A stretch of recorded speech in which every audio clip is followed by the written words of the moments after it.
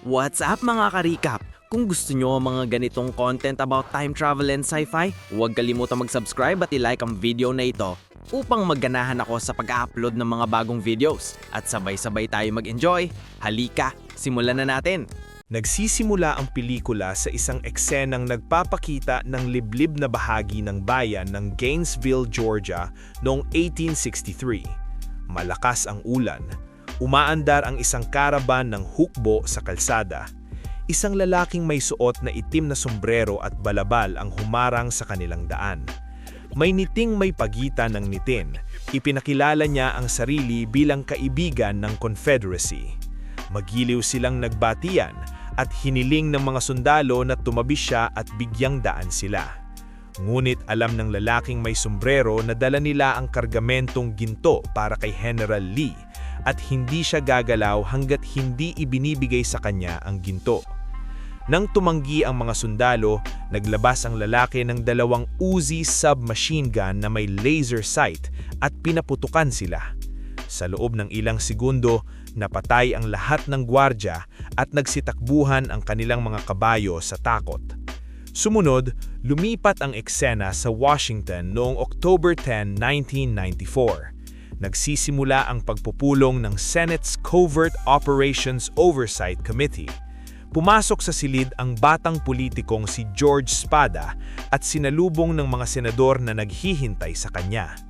Tatalakayin nila si Dr. Hans Kleindest, isang Nobel laureate na tumulong sa pamahalaan sa programa sa kalawakan at sa nakalipas na 20 taon ay lihim na nagsasaliksik tungkol sa paglalakbay sa oras.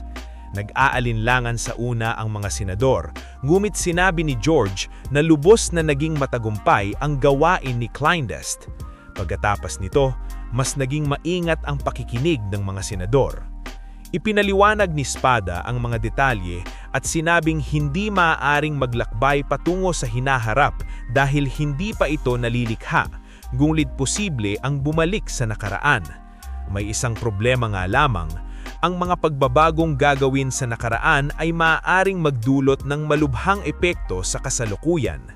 Ipinaliwanag niya na magiging napakadelikado halimbawa ang bumalik sa nakaraan at patayin si Hitler dahil magbabago ang mga susunod na pangyayari at maaari itong humantong sa pagbagsak ng sangkatauhan. Kailangan nilang magtatag ng isang lihim na ahensya upang magbantay sa paglalakbay sa oras at pigilan ang mga pagbabago sa takbo ng panahon. Tatawaging itong Time Enforcement Commission o TEC. Ang unang commander nito ay si Official Matuzak mula sa Washington, D.C. Police Department.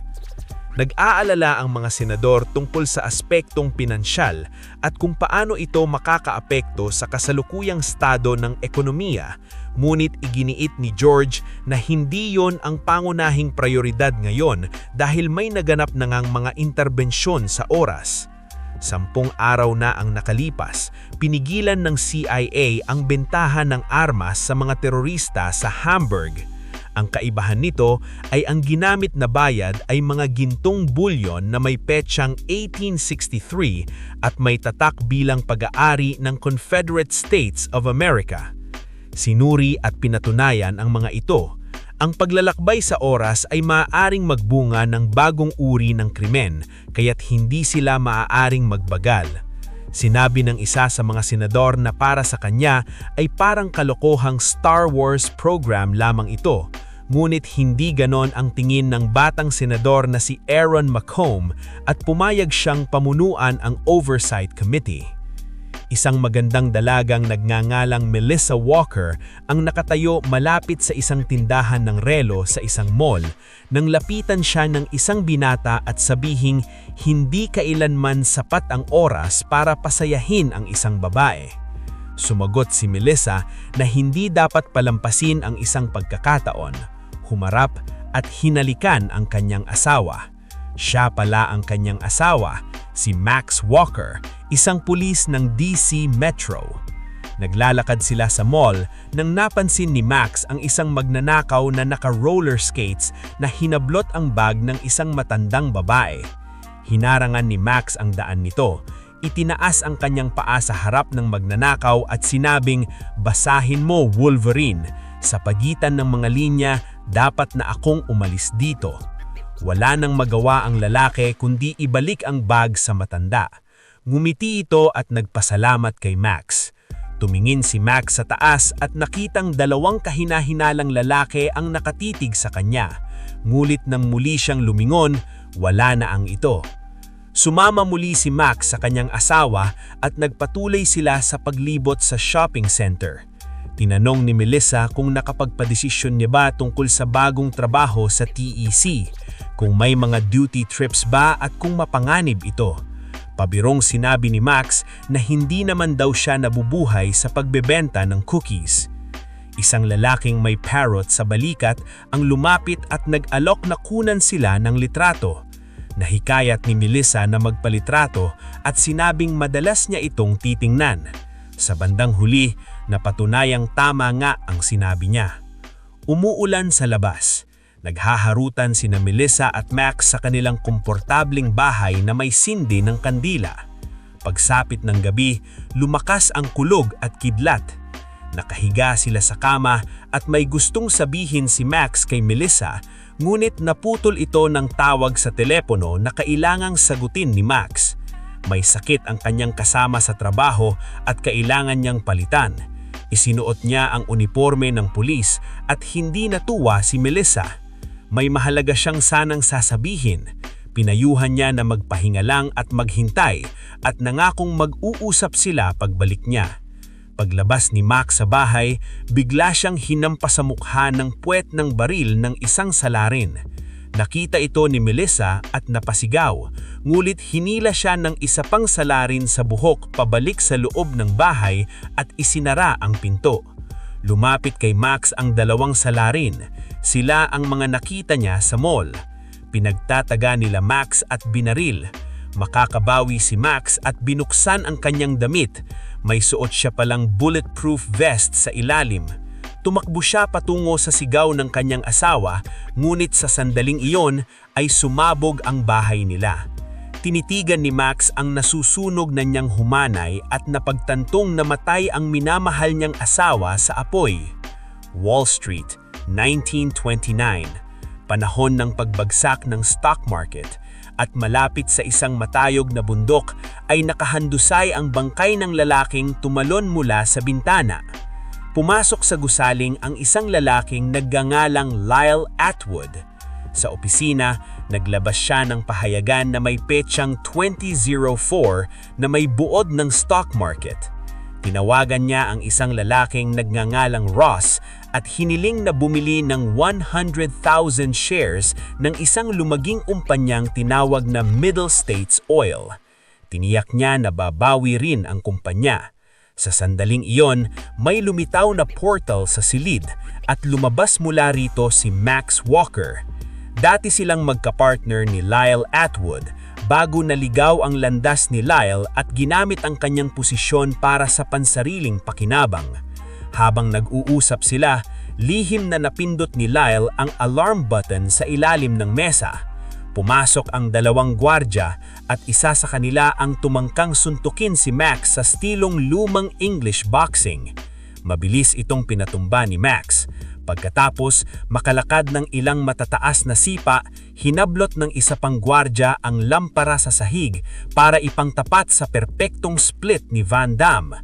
Ngunit naiwasan ni Max ang hampas sa pinaka-nakakatawa ngunit kamanghamanghang paraan. Hindi kasi uso kay Van Damme ang simpleng pagyuko. Pagkatapos, pinatumba ni Max ang gwardya dahil sinuntok niya ito sa singsing. Naglabas ng baril si Lyle at walang habas nagpaputok, ngunit mabilis ding naubusan ng bala. Sinubukan ni Max na alamin kung kanino nagtatrabaho si Lyle at nalaman na ito ay si Senator Macomb na tatakbo sa pangpresidensya at nangangailangan ng pera para sa kampanya. Hiniling ni Max kay Lyle na tumistigo kontra kay Senator, ngulit tumanggi siya dahil nag-aalala sa kanyang pamilya. Wala nang ibang pagpipilian si Max kundi ibalik si Lyle sa kanilang panahon. Nakiusap si Lyle kay Max na payagan na lamang siyang mamatay sa nakaraan kung hindi ay papatayin ng senator ang buong niyang pamilya. Pagkatapos nito, tumalon si Lyle sa labas at sinundan siya ni Max. Nang nahuli niya ito sa ere, pinaandar ni Max ang kanyang time travel device. Bumukas ang isang portal sa kanila at sila'y naglaho. Pagdating sa kanilang panahon, agad na idinala si Lyle sa korte at kinasuhan ng paglalakbay sa oras na may layuning baguhin ang hinaharap. Nadagdagan pa ang bigat ng kaso dahil isa siyang time enforcement officer, ngulit hindi siya nagsalita sa kanyang depensa at hinatulan ng kamatayan. Agad na ibinalik ang dating ahente sa 1929 kung saan tinapos niya ang kanyang nakakamatay na pagbagsak, bumagsak sa isang nakaparadang kotse. Wall Street, 2004, abala ang trabaho sa punong himpilan ng TEC. Pumasok ang isang komisyon na pinamumunuan ni Senator McComb na gustong tingnan kung paano ginagastos ang pondo ng proyekto. Mabilis na binaliktad ng isang empleyado ng TEC ang dartboard na may litrato ni McComb na may mga palaso sa noo. Nakita ni Aaron McComb si Walker at sinabing marami na siyang narinig tungkol sa kanya. Sinabi ni Walker na ganoon din siya at pagkatapos ay inanyayahan siya ni McComb na sumama dahil nais nitong malaman ang tungkol sa kanyang huling misyon. Habang nag-uusap sila, ibinunyag ni Max na alam niya kung kanino nagtatrabaho si Lyle at sarkastikong tinanong ni McComb kung bakit hindi pa ito naaaresto. Sumagot si Max na dahil patay na ang nag-iisang saksi. Tinatalakay ng komisyon ng isang lalaking nagngangalang Parker na bumuo ng natatanging superconducting chip na ngayon ay ginagamit ng TEC. Malaki ang perang nawala kay Senador McComb nang itigil niya ang pakikipagtulungan kay Parker bago pa makuha ang patent. Ngayon, nais ipasara ng senador ang proyekto ng TEC na ipinaliliwanag niyang maaaring magdulot ng kapahamakan kung ang isang tao ay makatagpo ang sarili niyang bersyon sa nakaraan. Bukod pa rito, may panganib din mula sa mga suwail na ahente tulad ni Lyle Atwood na natutuksong manatili sa nakaraan, kaya gagawin ni Senador McComb ang lahat upang ipasara ang proyekto. Sa loob ng sasakyan, sinabi ng assistant ng senador na kulang pa rin ang pondo para sa kampanya, kahit na may nakumang pera mula sa paglalakbay sa nakaraan. Nagalit si McComb at iluntog ang ulo ng assistant sa bintana ng sasakyan na basag ang ilong nito. Pagkatapos, sinabi ng amo na huwag banggitin ang mga hindi nila kayang gawin kundi pangalanan lamang ang halagang kailangan upang magpatuloy ang kampanya. Sinabi ni Lawrence na kailangan nila ng $50 milyong. Ito ang halagang nawala kay McComb dahil kay Agent Walker kaya nagpasya siyang ipatanggal ito. Si Max ay nasa kanyang trabaho, tinitignan ang litrato ni McComb nang lumapit siya ni Agent Matuzak upang kausapin siya. Siya ang kanyang boss, ngulit kaibigan din niya. Nalaman ni Max mula sa kanya na si McComb ay isang napakapanganib na tao. Sinabi ni Max na nagtrabaho si Lyle kay McComb, ngunit natakot ito at hindi tumestigo at kalahati ng mga ahente ng TEC ay nasa bulsa ni McComb. Sinabi ni Matuzak na hindi siya kabilang sa mga iyon. Gusto ni Walker na magsiyasat at ilantad si McComb. Tinignan niya ang litrato kuha sa mall. Kinagalit niya na hindi niya maaaring labagin ng batas at bumalik sa nakaraan upang iligtas ang kanyang asawa habang ang gagong ito ay yumayaman sa pagbabago ng nakaraan. Binalaan ni Matuzak si Max na kailangan niya ng matibay na ebidensya dahil si McComb ay kandidato sa pagkapangulo at inanyayahan siyang maghapunan, ngulit tumanggi si Max. Sa bahay, nanood si Max ng video ng kanyang asawa na kabisado na niya sa bawat detalye. Natutulog si Max, ngunit bigla niyang naramdaman ang presensya ng isang kaaway. Pagmulak ng kanyang mga mata, naiwasan niya ang electric shock. Nagsimula ang labanan ng kutsilyo pagitan ni Max at isang asyanong kahawig ni Liu Kang. Gamit ang tuwalya, nahawakan ni Walker ang kamay ng umaatake at nagawang supilin ito. Habang sinusubukan ni Max na alamin kung sino ang nagpadala sa kanila, isa pang salarin ang kumuha ng stun gun at itinutok ito kay Walker. Ngulit ginamit ni Max ang unang umaatake bilang panangga. Sabay silang bumagsak sa sahig at natumba ang water cooler. Kumalat ang tubig sa sahig at nang umabot ito sa paa ng isa pang salarin, tumalon si Walker sa mesa sa kusina sa kanyang pirmang split. Nang paputukin ng umaatake ang stun gun, tinamaan siya ng kuryente sa pamamagitan ng tubig. Sa sandaling iyon, dumating sa bahay ni Max ang ahente ng TEC na si Fielding upang tignan ang nangyari. Siya ang itinalaga bilang ang kanyang bagong partner upang suriin ang kanyang integridad. Ipinaliwanag ni Matusak kay Max na makikipagtulungan siya kanya dahil kakaunti na lamang ang mga taong mapagkakatiwalaan niya. Wala nang pagpipilian si Max kundi tanggapin siya. Sumakay sila sa isang time travel machine na may malalakas na jet engines, nag-seatbelt at bumalik sa nakaraan. Dumating ang magkapareha sa taong 1994. Linggo iyon, Oktubre 9, at sinabi ni Fielding na kaarawan niya kinabukasan. Binalaan niya ni Max na hindi siya bisitahin ng kanyang sarili sa nakaraan, ngunit gusto sana ni Fielding na tawagin ang kanyang sarili at sabihin na huwag matulog kay Bobby Morgan na isang malaking pagkadismaya. Nasa lugar na si Max at Fielding, malapit sa gusali ng Parker McComb Data Link Systems. Kinargahan ni Walker ang baril at pumasok sa gusali. Dumaan si Fielding sa kabilang panig at naghihintay ng senyales mula sa kanya. Sa loob ng gusali, nag-uusap sina Jack Parker at ang batang McComb tungkol sa panibagong chip. Sinabi ni McComb na malapit ng mabangkrato ang kumpanya at hiniling sa Parker na ibalik ang pera niya. Ibinigay ni Parker ang tseke at sinabing na may nahanap siyang mamumuhunan na naniniwala sa kumpanya. Papatigil na sana ang batang McComb ang pakikisosyo, ngunit sa sandaling iyon ay lumitaw mula sa portal ang McComb mula sa hinaharap kasama ang kanyang tao.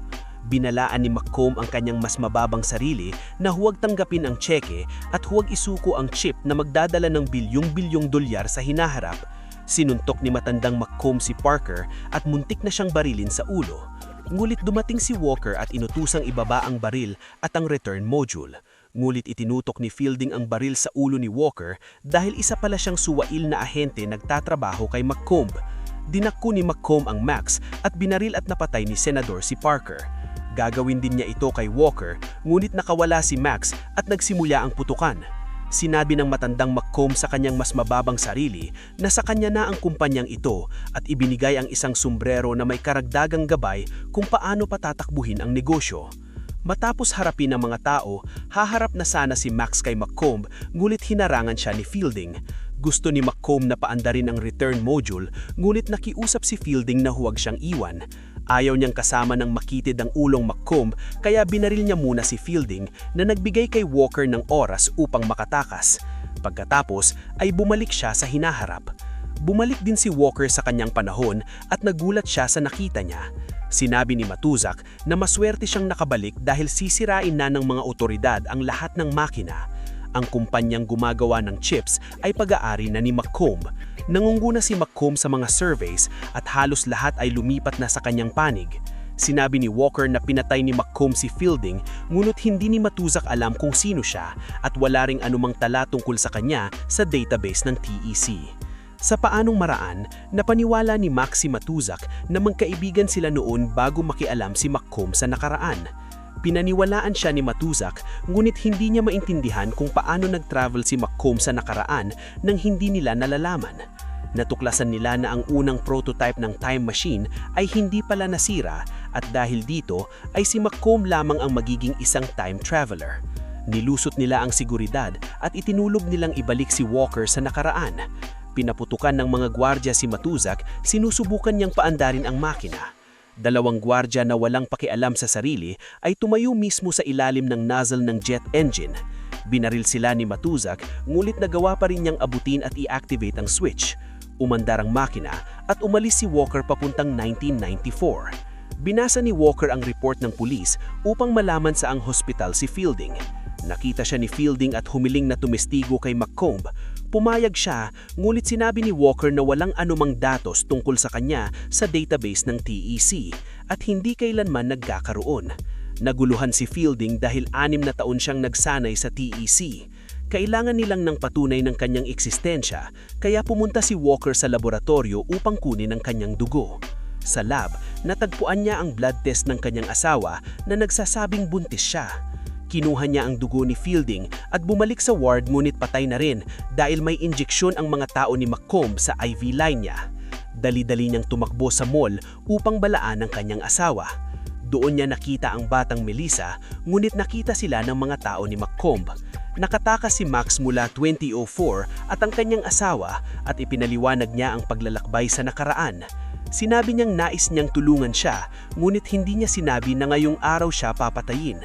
Kagabing iyon din sa bahay ni Walker, bumaba si Melissa at nakita ang mas matandang Max na nagtanong kung nasabi na ba niya sa batang Max na siya ay buntis. Sumagot si Melissa na hindi siya bigyan ng pagkakataon at hiniling ni matandang Max na umakyat at panatilihin ang batang Max doon sa anumang paraan. Nandito na ang mga tao ni McComb. Ang misyon nila ay patayin si Walker dahil kung hindi ay hindi sila makakabalik.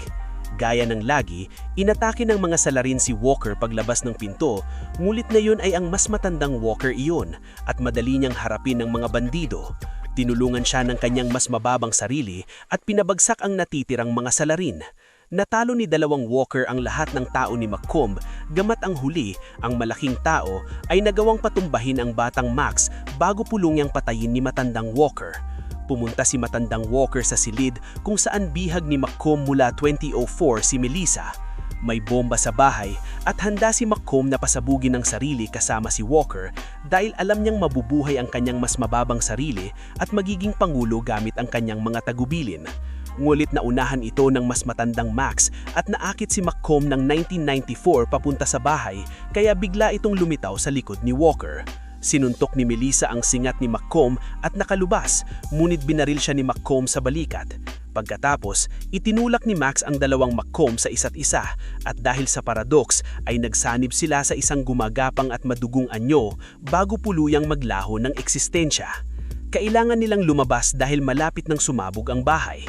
Nakahandusay ang batang Max at inilabas ni matandang Max si Melissa at inilagay sa tabi nito. Bumalik si Walker sa kanyang panahon at nakita niyang nabuhay na buhay ang kanyang kaibigan na si Matuzak na hindi man lang natatandaan ng putukan sa seguridad. Tinanong ni Walker si Matuzak tungkol kay Senador McComb at nalaman niyang 10 taon na nang kansilahin niya ang lahat ng kanyang appointments at biglang nawala ng walang bakas. Dumaan si Fielding at sinabi ni Max na naghihintay pa rin si Bobby Morgan ng isa pang pagkakataon. Ngumiti si Fielding, ngunit halatang naguguluhan dahil hindi man lang niya kilala si Max. Nang nawala ang kriminal na senador, nabuo ang isang bagong timeline. Pagdating ni Max sa kanyang bahay, isang 10 taong gulang na bata ang tumakbo sa kanya, tinatawag siyang tatay, at saka siya sinalubong ng kanyang asawang si Melissa na may ngiti. Tulad ng 10 taon nang nakaraan, may nais na naman siyang sabihin sa kanya. Ayan mga kaibigan, ito ang aking buuan ng pelikulang Time Cop. Sana nag-enjoy kayo mga ka-recap. Anong masasabi niyo sa movie natin ngayon? Mag-iwan ng komento sa baba. At huwag kalimutang mag-subscribe sa ating channel para sa mga new updates at uploads. Kita-kits sa susunod na kwento. Salamat at mag-iingat tayong lahat!